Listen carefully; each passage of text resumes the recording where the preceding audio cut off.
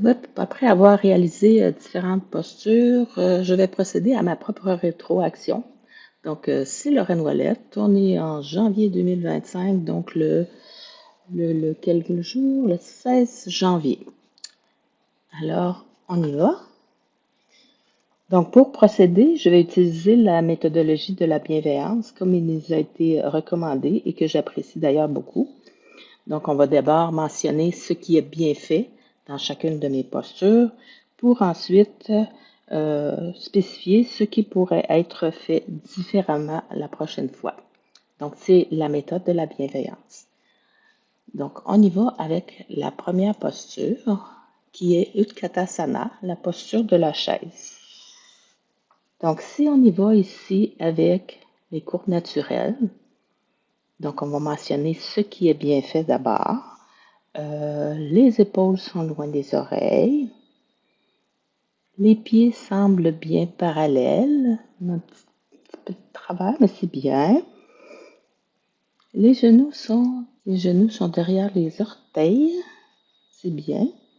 Les genoux sont aussi à la largeur des hanches, qu'on voit bien ici. Et j'ai décidé de mettre les bras de côté et on voit que les bras sont bien actifs. Donc, c'est bien pour cette posture. On y va avec ces commentaires. Ce qui pourrait être bien pour être fait différemment pour la prochaine fois, peut-être qu'on pourrait rentrer un petit peu le menton. Donc, un micro raffinement et la tête dans le prolongement de la colonne. Je t'avoue que c'est pas toujours facile. Donc, est-ce qu'on peut améliorer, là, on voit que le dos est un peu courbé. Donc, est-ce qu'on peut améliorer cette position-là? Et les mains, on voit que les mains ont un petit peu de difficulté. Là, si on veut les mains bien actives, on va les voir de façon plus droite. Donc, pour cette première posture de Katasana, la chaise. On y va avec la posture suivante qui est Upavista Konasana. Donc, la posture de l'angle assis. Donc, première chose qu'on mentionne, c'est les éléments qui sont bien réalisés dans la posture. Les jambes sont bien ouvertes. Les pieds sont actifs. On voit que les talons vont vers le mur. Les épaules sont loin des oreilles. C'est bien mentionné aussi. Et on voit le dos qui conserve sa courbe légèrement, puis que le bas du dos n'est pas arrondi. Donc, c'est très bien. Bravo pour cette partie de la posture. Qu'est-ce qu'on pourrait améliorer pour la prochaine fois? Quel petit raffinement on peut suggérer? Donc, on peut travailler au niveau de l'alignement de la tête pour aller dans le prolongement de la colonne.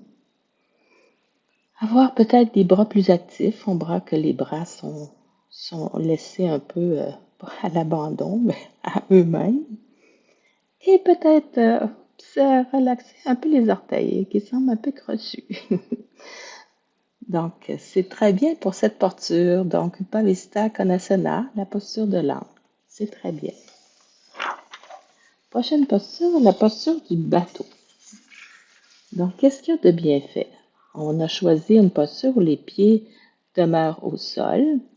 Donc, qu'est-ce qu'il y a?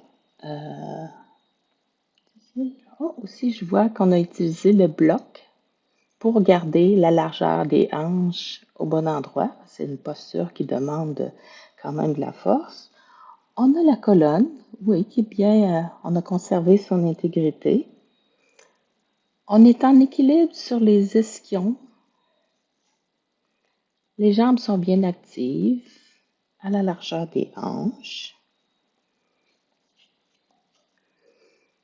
Et c'est très bien pour la posture. On a aussi les bras qui sont bien actifs, les mains, c'est très bien. Donc, qu'est-ce qu'on pourrait, pour la prochaine fois, faire différemment? Donc, on a le prolongement, la tête dans le prolongement de la colonne qu'on pourrait améliorer. Baisser un petit peu le menton. Puis le reste, on trouve que c'est quand même pas mal bien. Alors, bravo pour cette posture. C'était Navasana, la posture du bateau. La suivante, on y va avec Virabhadrasana 2, le guerrier. Donc, c'est une posture qui a beaucoup d'éléments. Donc, on va y aller avec les éléments euh, qui sont bien faits dans cette posture. Donc, on a l'écart des pieds, qui est un bon écart, c'est parfait. Le genou est au-dessus de la cheville, c'est très bien. Le genou est en direction de petit orteil, on peut le supposer parce que dans la posture qu'on est, c'est peut-être pas évident. Le pied arrière est légèrement rentré, c'est parfait. On voit que l'arche du pied est soulevée et on se positionne sur le gros orteil. La jambe arrière est bien active, c'est parfait aussi. Les courbes naturelles de la colonne, là, c'est plus difficile. On peut supposer que c'est bien parce qu'on a quand même le volet qui est droit. Le tronc, les épaules loin des oreilles, ça c'est bien. Le menton reculé, oui, ça, on peut dire que oui. Et de l'énergie dans les bras. On va jusqu'au bout des doigts. Ça, c'est parfait.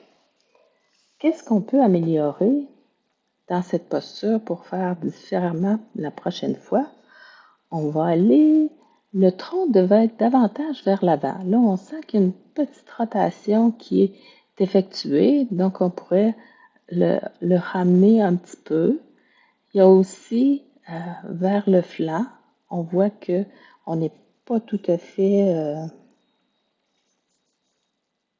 au-dessus du bassin, là, quand ici, on voit là qu'on pourrait étirer le flanc davantage pour que les deux flancs soient égaux. Donc, c'est surtout à ce niveau-là là, qu'on pourrait amener des raffinements dans notre posture pour la prochaine fois. Donc, c'était Virabhadrasana, le guerrier 2.